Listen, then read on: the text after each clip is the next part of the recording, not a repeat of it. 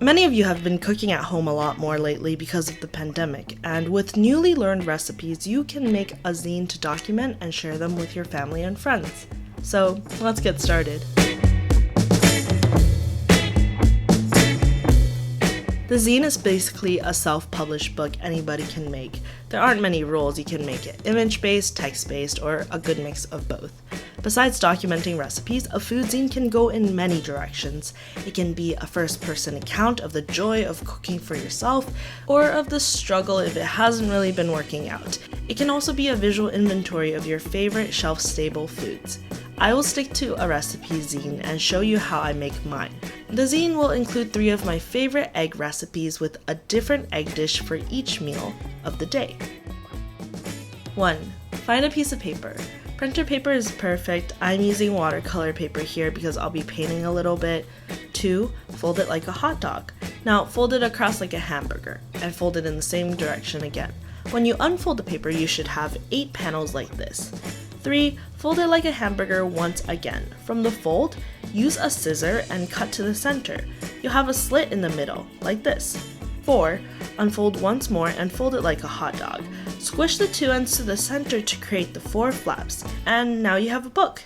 Planning. On your sheet of paper for the top 4 panels, the orientation of your text should be upside down, so that once it is folded, all the text will be right side up. For the bottom 4 panels, just fill in the text right side up. You can use a pencil to lightly make a note of the orientation and label the front and back of your zine, along with pages from 1 to 6. I start with a rough plan usually like this in terms of the content. In terms of the look, you can consider different fonts, colors, formats, and paper qualities, which will all impact the reader's impression. I picked a thinner and thicker pen so the weight of my text can vary, and I decided to use a combination of collage and illustration for the visuals. I know I wanted to use a copy machine to copy my zine after, so I used varying tones of the same color for the illustrations, knowing it will be printed as black and white in the end. Use a pencil to lightly block out what section goes on what page so you don't run out of space before you finish writing the instructions. Writing. I like to write my zine as if I'm talking to a friend. I include an intro message to introduce my egg recipe for lunch as something you can whip up in under 5 minutes. Visualizing. Drawing food doesn't need to be difficult. Don't be afraid to use the internet for some references if the food is not sitting right in front of you. Try to identify what is the most iconic form of the dish.